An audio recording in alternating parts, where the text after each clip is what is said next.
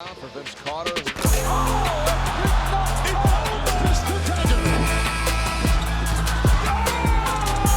B going to work in the paint. Eastern Conference Final. New NBA champion. And it's a team from Toronto, Canada. We, the North, are now we, the champions. What is going on, Raptors Nation? Welcome back into the Raptors Nation podcast. My name is Luca Rosano, and we got a brand new edition of this podcast. And remember, you can find this podcast over here on YouTube or wherever you get your podcasts on Apple or Spotify. Be sure to leave us a 5-star review and please subscribe to the channel for more Raptors content just like this. The season is nearing a return. Yes, the regular season less than 1 week away. Wednesday, next Wednesday, the Raptors will be taking on the Minnesota Timberwolves in their regular season opener. The Raptors have looked good so far in their dress rehearsal. They have one more exhibition game, one more preseason game against the Washington Wizards tomorrow. I will have a post-game reaction following that. And what do you know? I mean, for those of you who aren't going to be invested in that final preseason game, you're going to have a good matchup. The 3-0 Wizards take on the 3-0 Raptors as one of those teams we'll be able to say that they went undefeated in the preseason. And fun fact, the Raptors have never gone undefeated in the preseason. So they look to make it a first. And speaking of the Raptors, that is going to be a game where we probably will see a lot of, the rotation guys battling it out, as we're about to find out what the rotation is going to, in fact, look like for this upcoming season. But before we get into the rotation, I just want to give you some of my main takeaways from the preseason. Now, I know there's still one more preseason game, but by the time I record the next pod next Thursday, which, by the way, I do this pod every single Thursday, the preseason is going to be over with. So I'm going to give you my takeaways from the preseason to this point.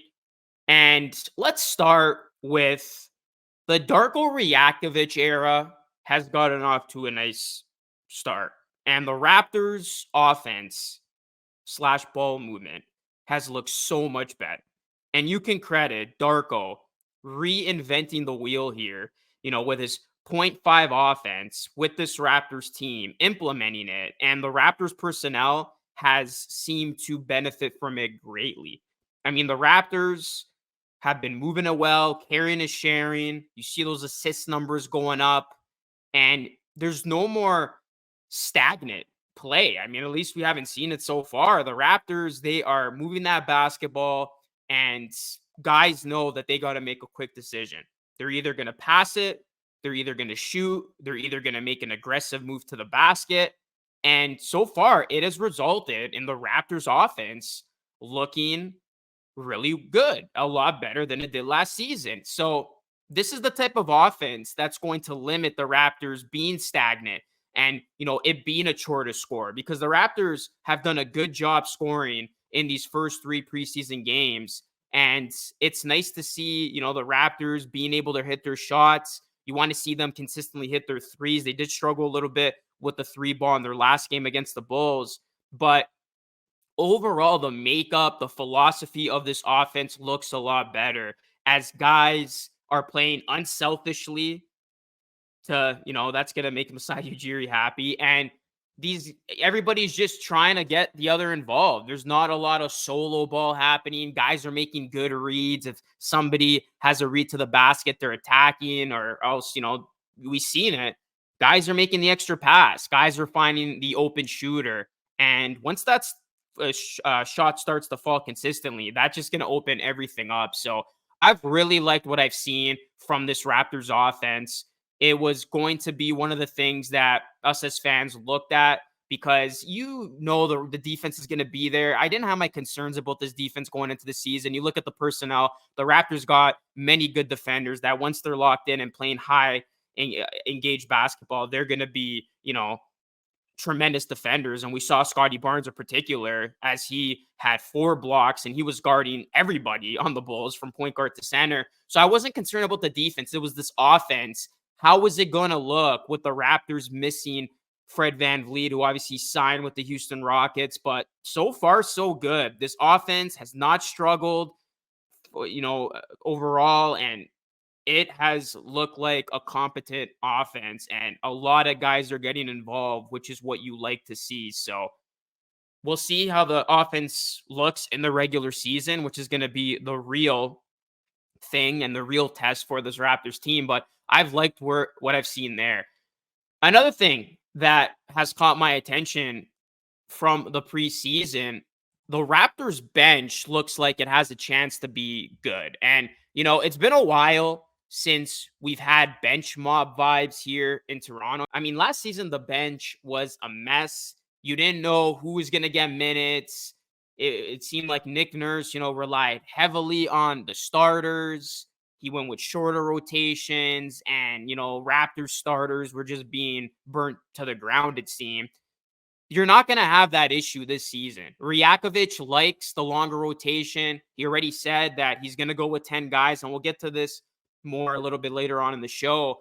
But that is just going to make everything open up even more for the Raptors, and that's going to alleviate a lot of the pressure off the starters, keeping them fresh for when you need them in the most important times of the ball game, late in the fourth quarter, especially if it's a close one.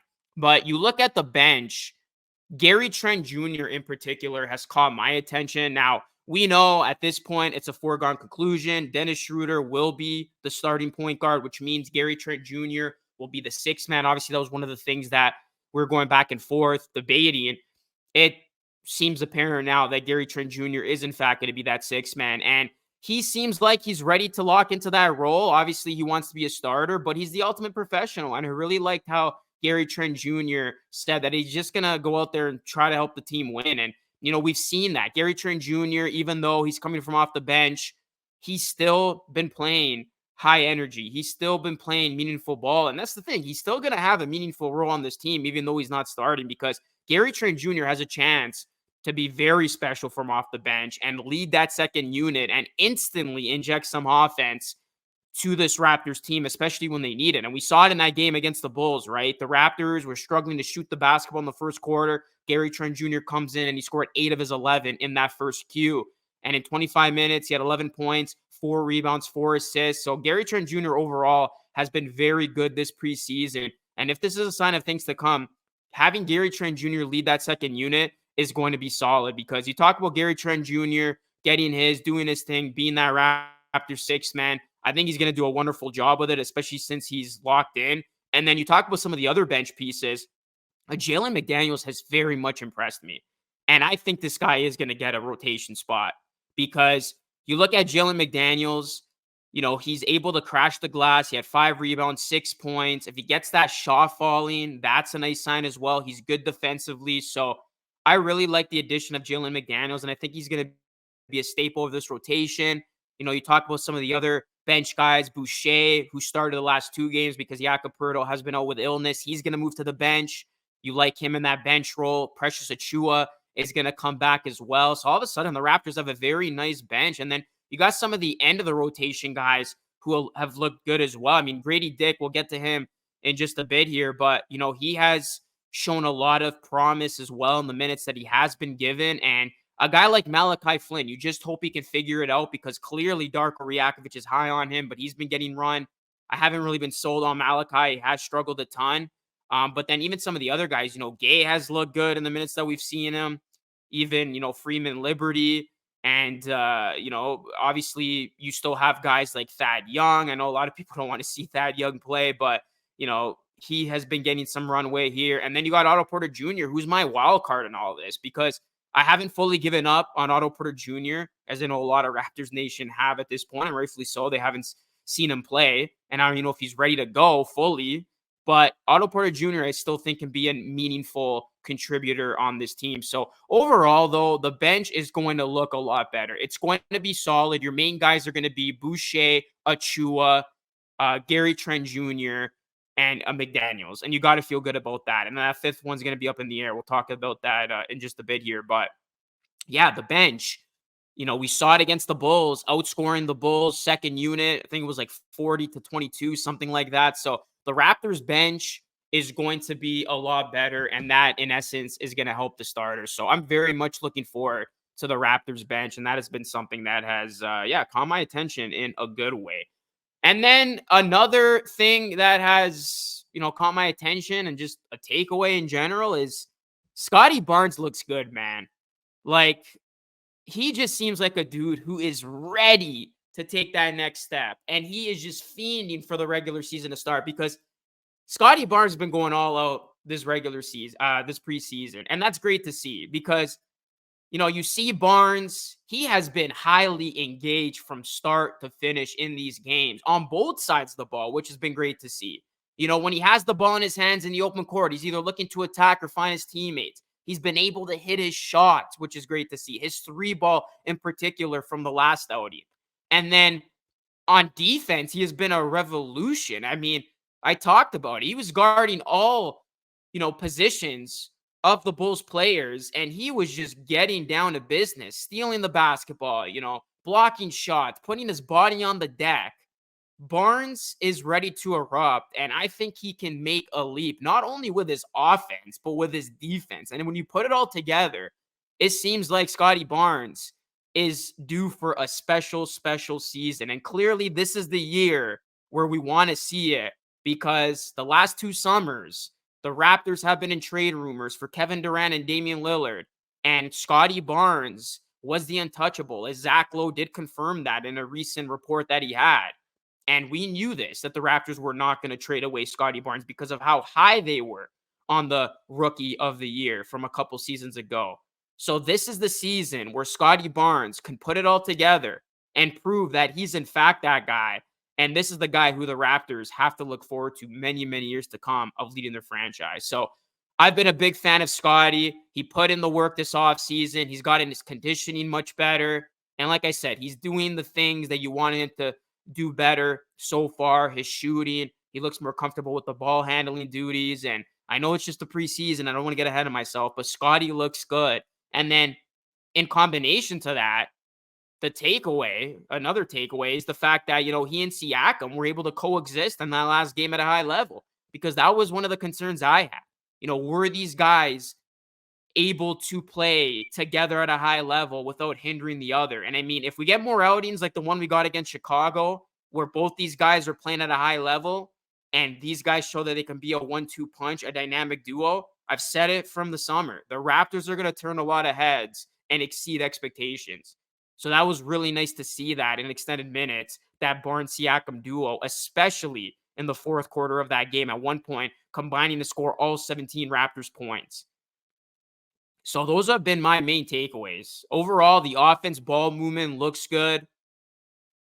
The bench appears like it's going to be a lot better this season. Barnes looks like he's ready to take a leap, and it looks like this Barnes and Siakam experiment together might be able to work at a high level after all. So those have been my main things from the preseason. And, again, you just hope these good habits translate to the regular season. Okay, let's talk about the rotation. I know I've done a couple of videos on this, but I'll kind of put the icing on the cake just because the Raptors are set to play their last preseason game, and then we'll know the rotation once the regular season rolls around. But Josh Lewenberg actually put out something interesting over on X. He said this: I asked Darko what he's looking for from Grady Dick early in the season. His answer, not unlike the Rook's preseason usage, didn't exactly scream rotation player. And this was the full quote. For a young rookie, it's going to be a lot of patience and time. From the first preseason game when he stepped on the court, you could just see that the game is just so fast for him and he's rushing things. I think that in the last couple of games that he did a better job of slowing down a little bit. He's got to slow down himself before the game slows down for him. And that's a normal thing for all the rookies. I think the way he's picking up defensive things and getting better in our schemes, understanding personnel designations, I think it is going to be very important for him. And then offensively, just the way he's playing without the ball, the way he's cutting and moving and creating offense for us. And that's been one of the things with Dick, right? He hasn't been able to hit that shot consistently, even though that shot has looked good. But he's done a lot of the other things, the little things well, as Darko alluded to there, being able to move without the basketball, which is going to be crucial. But based on that answer, it does seem like the Raptors are going to take a very slow approach with Dick, which begs the question, how will the Raptors 10-man rotation ultimately look? So guaranteed the top 5, we already know: Schroeder, Barnes, OG, Siakam, and Pirtle. And then the guaranteed bench guys are going to be Trent, Boucher, Achua, and I'm going to throw McDaniels in that equation. I think McDaniels has earned it. I think he will, in fact, be a staple of that rotation. So then that ultimately leaves one spot, since Darko did say he wants to implement a 10-man rotation on most nights, for the likes of Malachi Flynn, Thad Young, Otto Porter Jr., who we have not seen yet, a Garrett Temple, and of course, a Grady Dick, if he does, in fact, get into the rotation. But based on what Rajakovic said there, it looks like the Raptors are going to be slow with Dick. They're going to be patient with him. So I don't see Dick getting, a main final rotation spot here. So I believe it's going to come down to Malachi Flynn or one of the other guys. Now, here's my take on Malachi Flynn. Darko Rajakovic is clearly high on him. He said a lot of good things about Flynn. And clearly we've seen that because Malachi Flynn has played a lot this preseason. And it must be, just rejuvenating for him and his career, because he goes from a guy in Nick Nurse who barely played him or would play him, and then he wouldn't see minutes for a couple more games down the line, to now all of a sudden being a staple of the rotation in this preseason and getting consistent minutes. Malachi has been logging minutes this preseason. He's coming off having 20 minutes against the Bulls. But what doesn't make sense to me is Malachi Flynn hasn't looked good. Let's call it for what it is. Especially last game. He was terrible. Malachi Flynn, 2 points. Malachi Flynn, 2 points. He did have 7 rebounds somehow.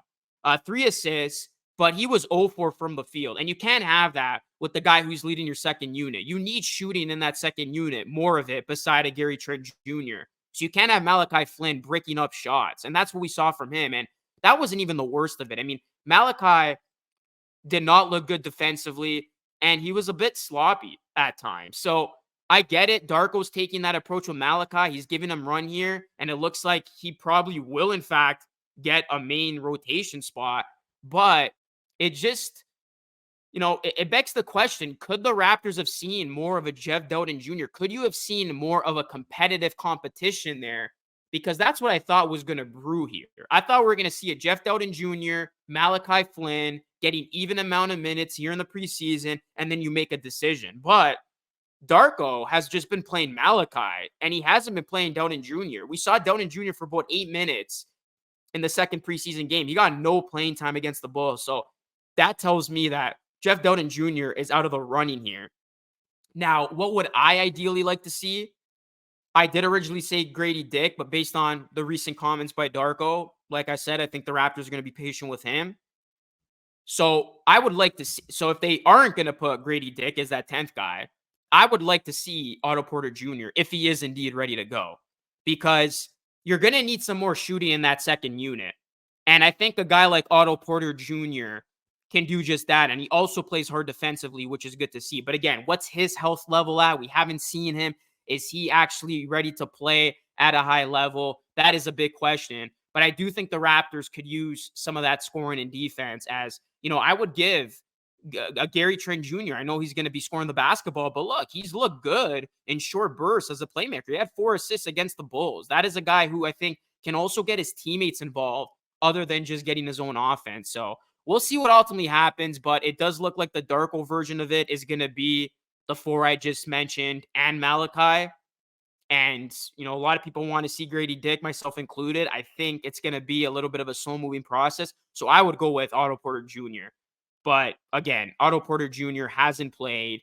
We don't know if he's fully healthy. So if Darko does go with the healthy guy, it looks like Malachi might have won that job. So we'll see how things go in the final preseason game. If Malachi continues to play a lot of minutes and he's the featured guy of that second unit, I think we have our answer. So let me know, though, Raptors Nation, what do you want to see the rotation look like? Who do you think earns that last 2 spots if you're not sold on McDaniels? But like I said, I'm sold on McDaniels. I think he gets a guaranteed spot regardless.